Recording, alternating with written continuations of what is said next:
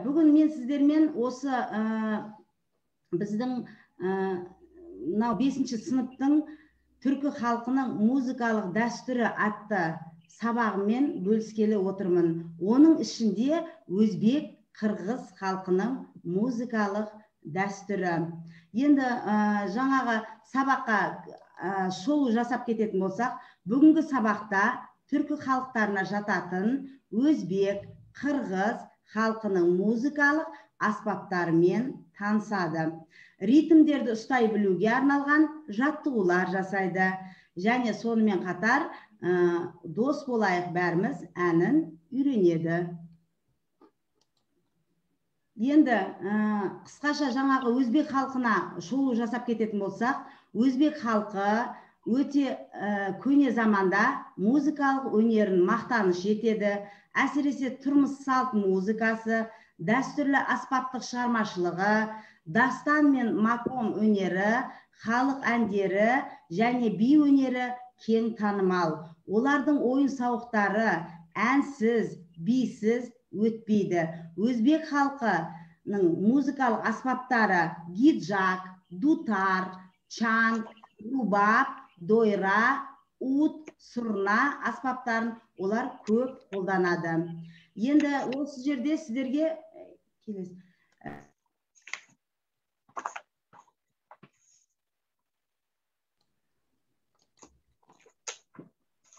келесі мына видеоны тамашалайық.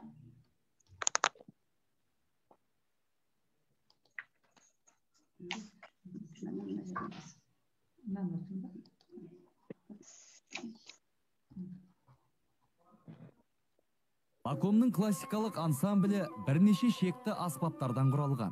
Мәселен, танбур, рубаб пен тар бір ысқақпен ойналатын аспап, өзбектерде оны гиджак деп атайды. Сондай-ақ найфлейтасы мен дойра атты ұрмалы аспаптан тұрады. Дойра ағаштан жасалған, пішіні шеңбер тәрізді, бір жағы теріден қапталған ұрмалы музыкалық аспап. Ішкі жағында металдан жасалған сақина тәрізді ілмешектері бар. Олардың саны 40-тан 100-ге дейін болуы мүмкін. Мембрананы екі қолдың саусақтары мен алақандарымен соқса, дыбыс сонда шығады.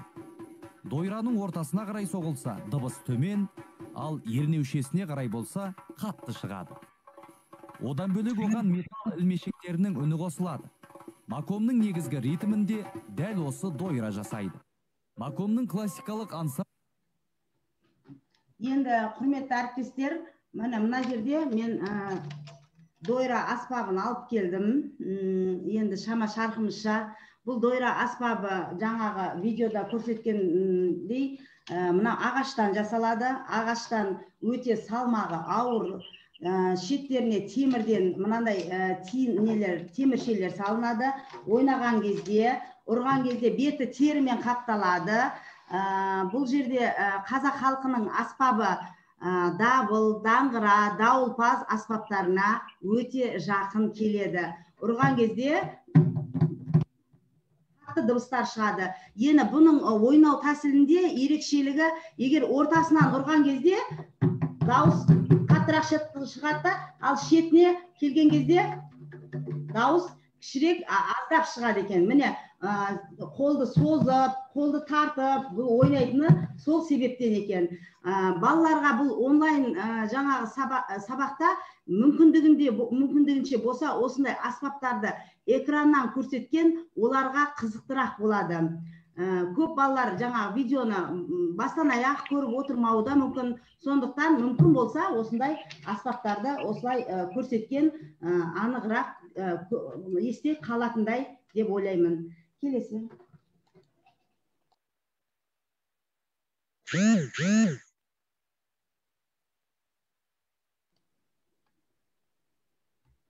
Ансамблі бірнеше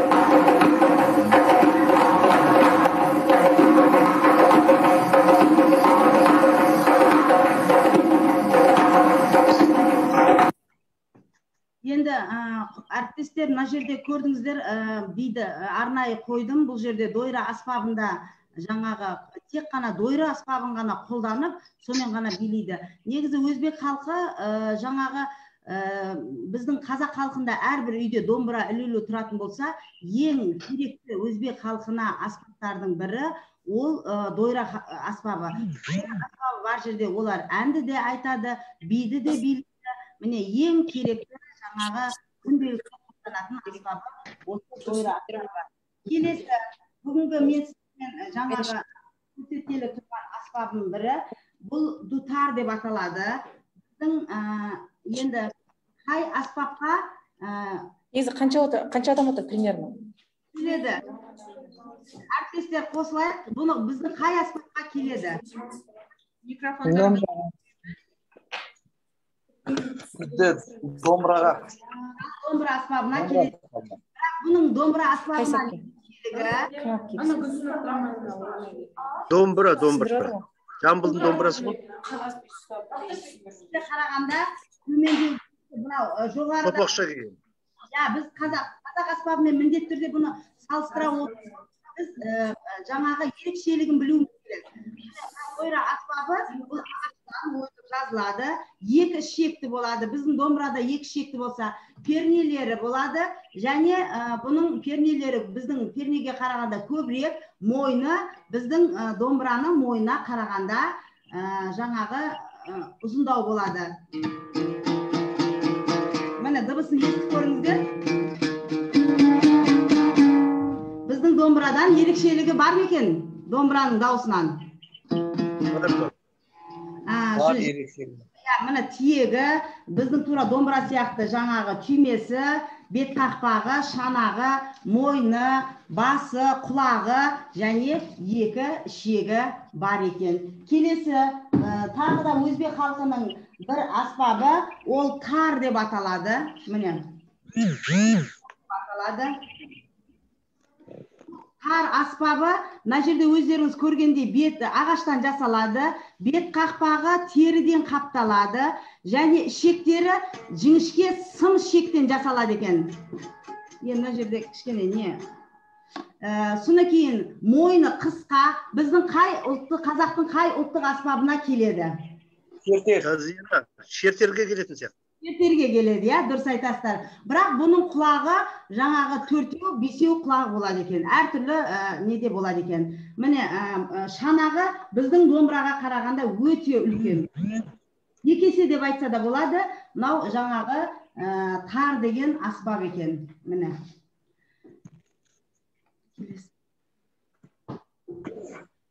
Енді келесі қырғыз халқының музыкалық дәстүрі біздің халқымызбен көршілес жатқан қырғыз халқының арасында ұқсастықтар өте көп. Қырғыз халқы ақын әншілерін ақын, ыршы деп атайды екен.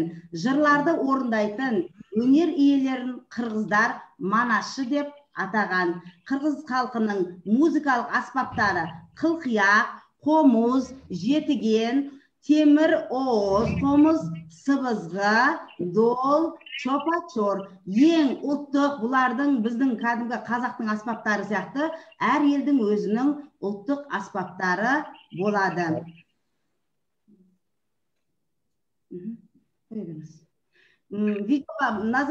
Қырғыз музыкасы өзіндік сарыны, қайталанбас ерекшелігі бар. Оның ішінде көшпелі халықтың өзіндік философиясы жатыр.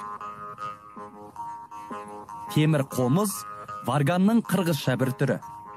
Бұл аспап түркі халықтарының арасында кеңінен тараған. Талай ғасырлардан келе жатқан бұл аспап өзінің табиғи құндылығымен маңызды.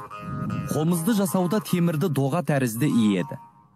Ортасындағы тілінің бір ұшын ілмек қылып түйіндейді.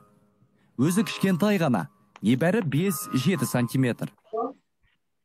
Шаң қобызға мұнау. Шаң қобызға ұқсайды мұнау. Шаң қобызға ұқсайды, Міне қырғыздардың темір оғыз қомыз деген аспабы мынандай арнайы ыдысқа салынады. Міндетті түрде бұларда жаңа футляр дейді ғой. Ондай міндетті түрде болу керек. Себебі басындағы мынандай тілшесі майысып кетуі мүмкін. Сондықтан мынандай футларға салып қояды. Бұны жаңағы айтқандай темірден қыздырып, басын еп, міне тілшені шығарып, жаңағы ауызға толығымен салып, тілшені тербеліске келтіру арқылы ойнайды екен. Бұл аспапта ойнау өте оңай емес, қиынырақ болғандықтан бұл бірінші үйренген кезде жаңағы тілді қысып қалу қаупі де болуы мүмкін екен. Міне бұл Шаркөле қорғауға. Қомыз, темір, оғыз, қомыз аспап. Қырғыз музыкасы өзіндік Қырғыз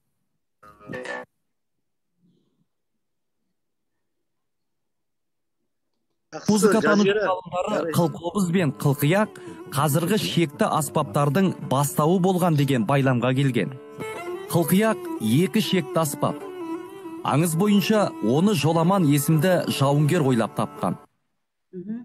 Бұл біздің қай аспабымызға келеді, әріптестер? Нарқобыз. Нарқобыз. Нарқобызға келе ма? Және тағы екі шекті. Екі шекті. Аттың қылынан жасалған ғой. Музыкатанушы ғалымдары қылқобыз бен қылқияқ қазіргі шекті аспаптардың бастауы болған деген байламға келген. Қылқияқ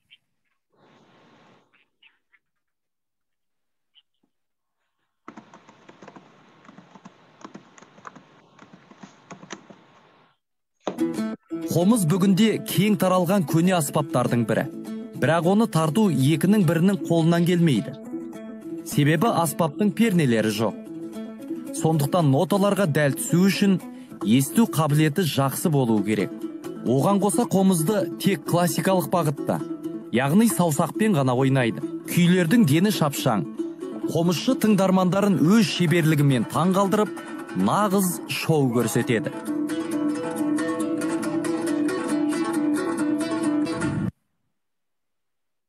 Міне әріптестер, бүгінгі жаңа қазір атап көрсеткеніміздей, мына аспап бұл қомыз аспабы.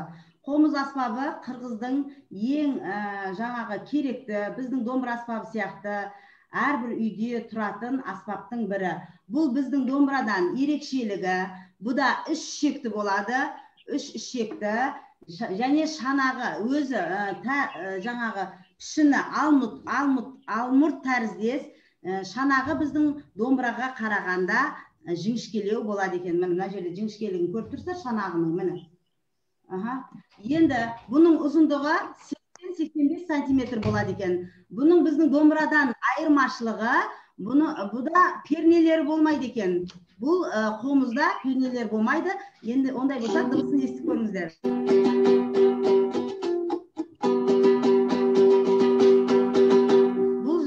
Қырғыздардың қомыз аспабы. Және біздің домбырадан айырмашылығы, біздің домбыраның ойығы кеңдеу, үлкендеу болса, бұларда кішірек қана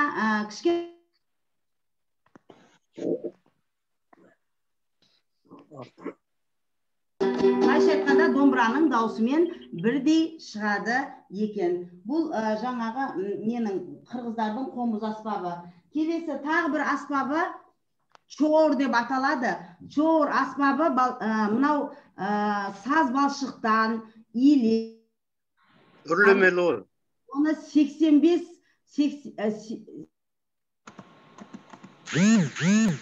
күйдіріп жасайды екен. Бұл үрлеп ойналатын аспап. Саз балшықтан біздің қай аспапқа ұқсайды? Саз сырнайға де? Саз сырнайға келеді. Енді дыбысын көріңіздер.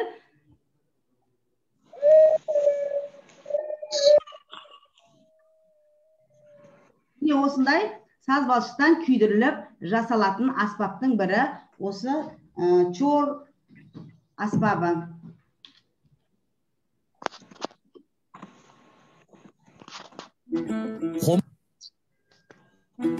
Қомыз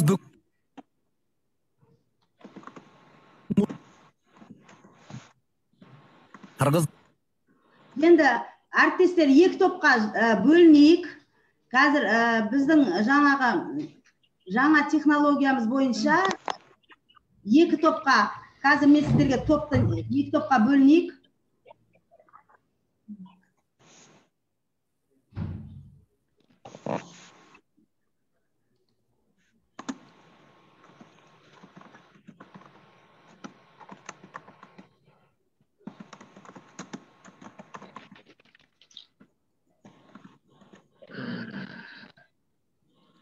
Қазір бір минут.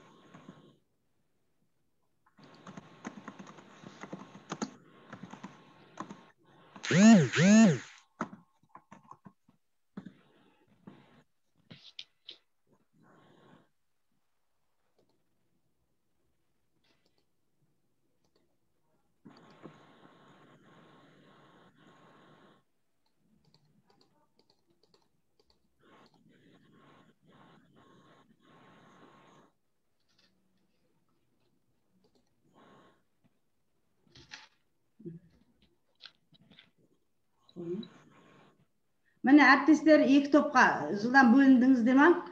Құрметті ұстаздар, сіздерге қазір приглашение келіп тұр, топқа кіріңіздер деген. Сол приглашение бойынша войти деп басыңыздар. Войти болмаса, сіздер топқа кірмей отырсыздар. Қазір менде Мадина да кірмей отыр, Медет те кірмей отыр, Нұрбаева да кірмей отыр. Сондықтан жылдам войти деп кіріп, қазір топпен жұмыс жасайсыздар.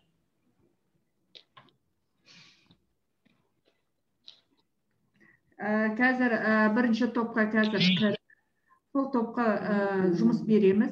Мынау беріліп тұрған аспаптарды алыңыздар да, скриншот жасап алыңыздар. Сөйтесіздерді қазір группаға кіргенде сол группада толығымен жұмыс жасайсыздар. Бір-бірлеріңізбен талқылайсыздар, жұмыс жасап, ары қарай сіздердің көшбасшы, не болмаса топтың бір адамы сөйлейді. Мына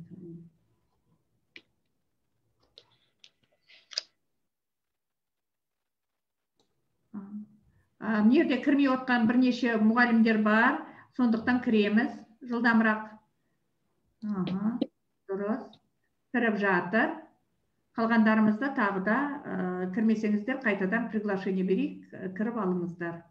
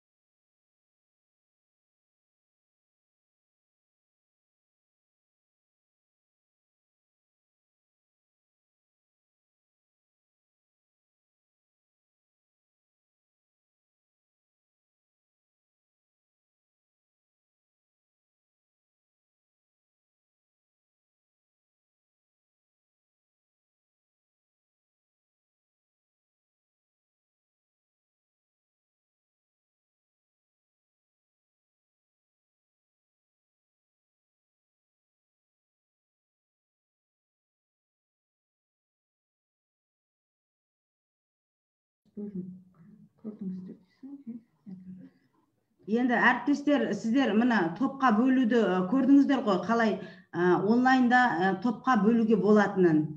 Енді жаңағы суретке қарап, Жамбыл аға, сіздердің топтарыңыздан жауап берсеңіздер. Жамбыл аға, микрофонды қосамыз.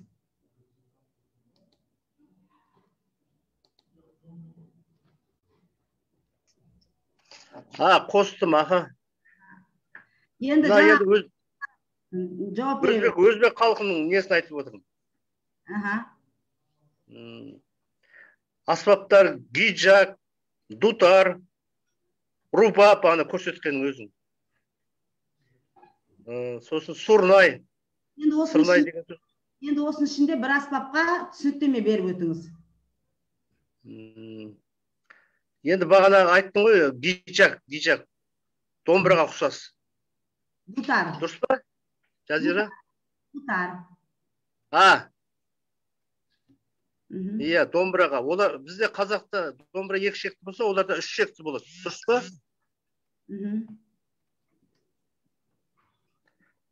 Ерекшелігі тағы да. Сосын дутар дейді, ана ұрмалы аспап. Дойра. Дойра дегенім ғой. Ана біздегі ұрмалы аспапқа ұқсайды, домбыра кепшік дейміз ғой. Даңғыра, міне сондай аспапқа ұқсайды. Бағана көргенімді айтып жатырмын. Топтағы әріптестер қосыламыз тағы да. Топтағы әріптестер тағы қосыламыз. Кемге қосыламыз.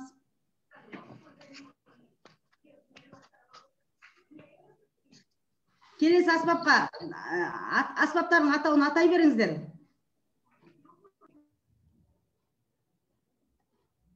Әр топтың өзін.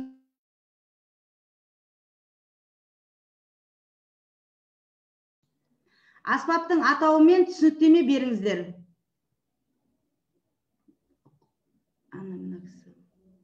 Микрофонды қосамыз, микрофон қосылмай жатыр, микрофон. Айта беріңіз. Мынау дойра аспабы біздің дауылпаз, шын дауыл аспаптарына ұқсайды. Бұны қысқаша айтып кететін болсам, баяғы кезде бізде бұны жау шапқыншылықта болмаса аңға алып шыққан екен. Қорқыту үшін, үркіту үшін, жау келетса ауылға осы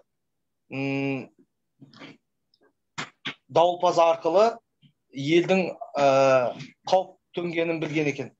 Ал енді бұл аспапқа келетін болсақ, ағаштан істелінген және бетіне көң теріден қапталған, ішіне сылдырмақ сым темірден, дөңгелек сым темірлер жасалған ғой, кольцо дейді ғой. Сол дыбысы ұрған кезде әдемі шығу үшін жасалған. Келесі екінші топтан қырғыз аспабын айтып өтейік. Екінші топтан Дәмеш әпке қырғыз аспаптарын.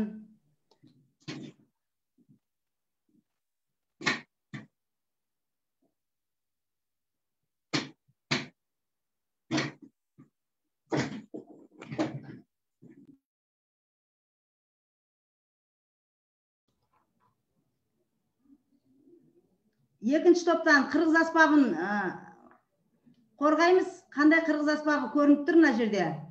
Және атауы, оған түсініктеме береміз.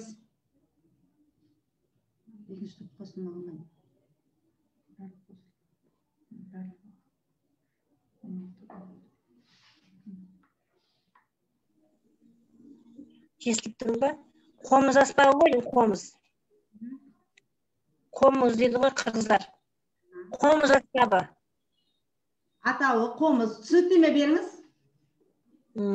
Пішіні алмұртқа ұқсайды. Домбыраға шертіп ойналатын аспаптар болғандықтан домбыраға ұқсайды. Дыбыс жағынан да, бірақ бірде 3 шекті.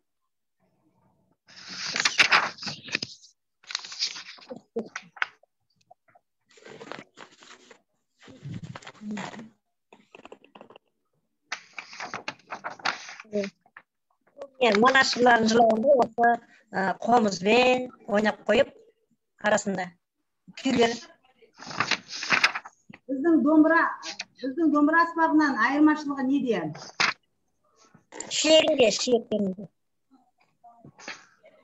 Шектерінде. Пішінінде де. Пішінде де пішінде басқаша екен. Және ұзын құлағы, мойны ұзын.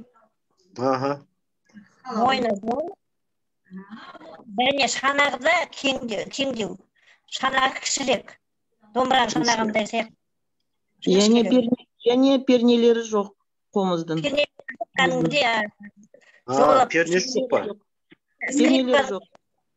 Скрипка сияқты несімен алады. Және ішек санында. Шанағында ойығы жоқ.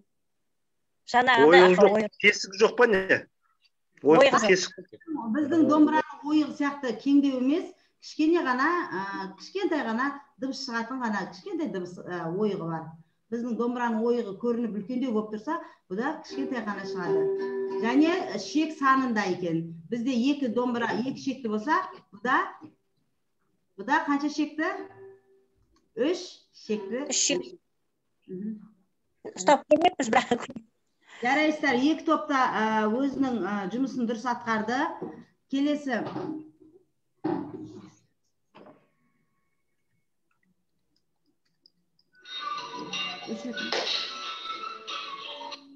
Енді әріптестер, мына жерде қазір мен видео қоямын.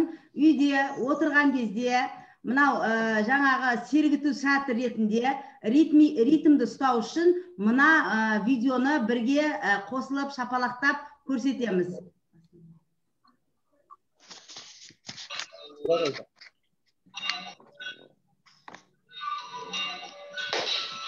Бірінші дұрыстап көріп аламыз.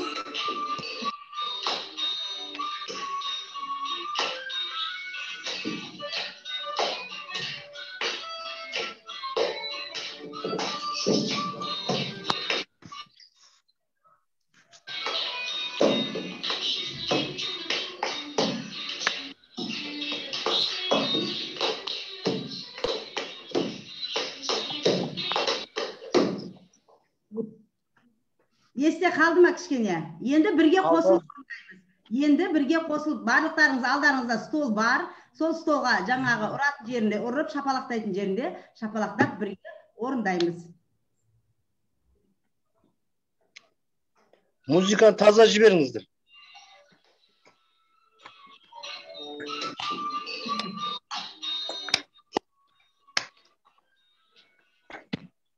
Естілмей жатыр.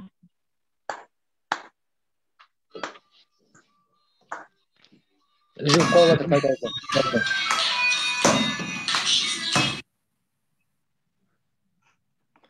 Бір естілді, бір естілмей жатыр. Мынандай емес па бұл?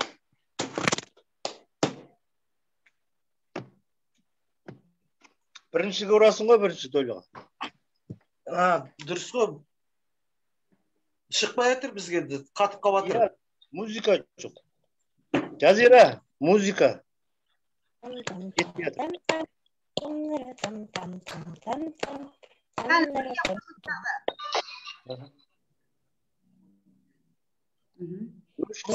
Дыбыс естілмей қатып қалып жатыр. Неден шығар? Скоростан шығар.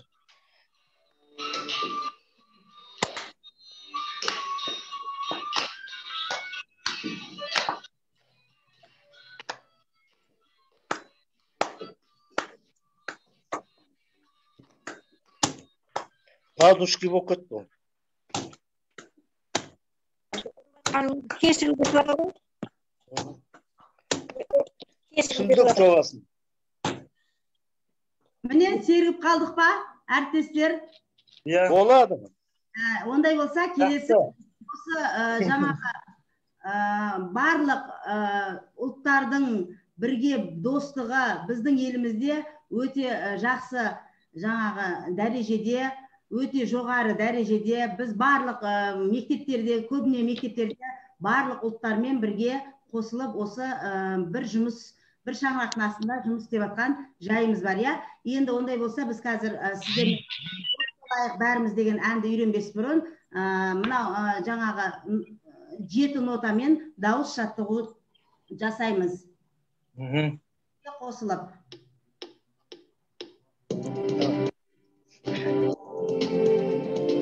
До, ре, ми, фа, соль, ля,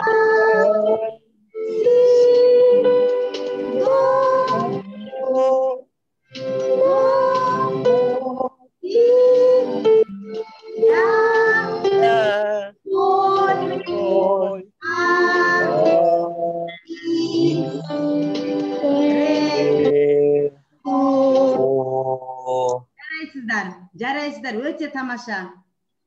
Расбек бұл ғой, Расбек. Аха, бұл дауыс жаттығуы.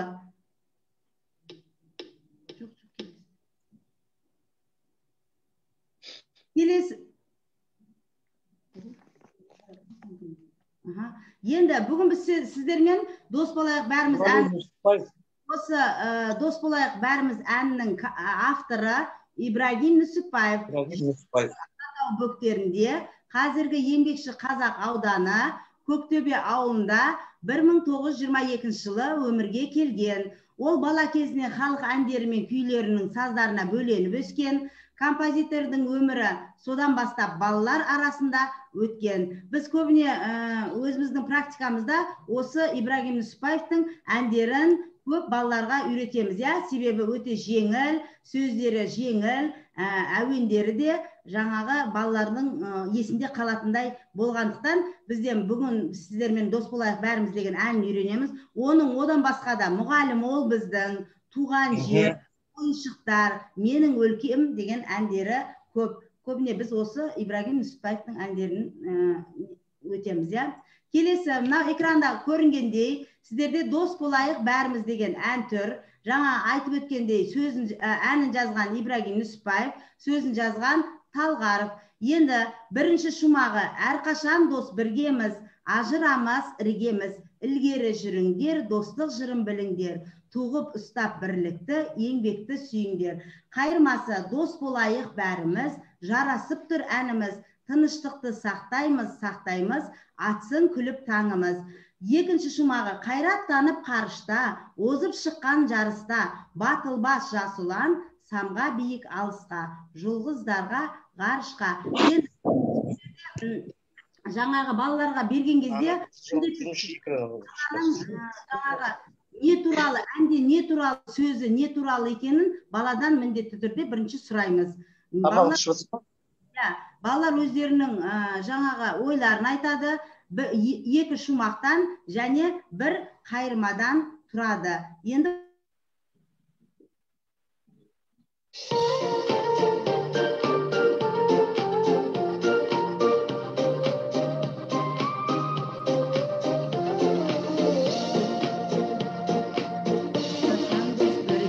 Birgemiz, ajıramaz silgemiz, ülkeleri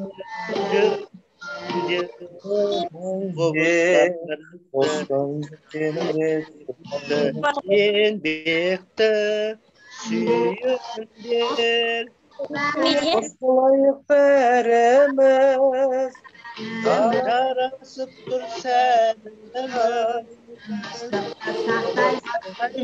аттастаймыз, асын күліп таңымыз. Ба жоба? Енді әріптестер, бірге қосылып тағы айтып көрейікші, басынан бастап. Давай, басынан. Тоқтап қаба тұрғаны. Кімді тоқтап қаба? Музыка. Жақсы шалмай тұр.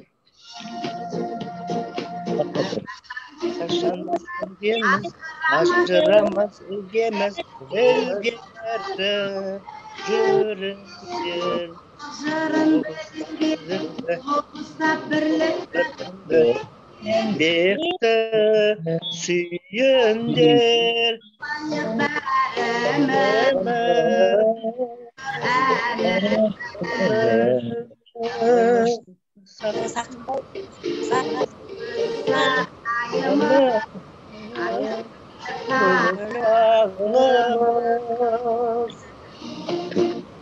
жарайсыздар.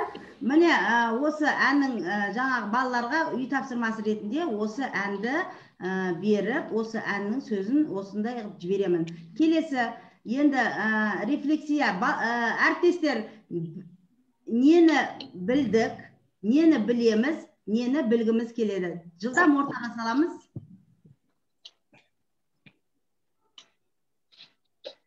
Қосыламыз.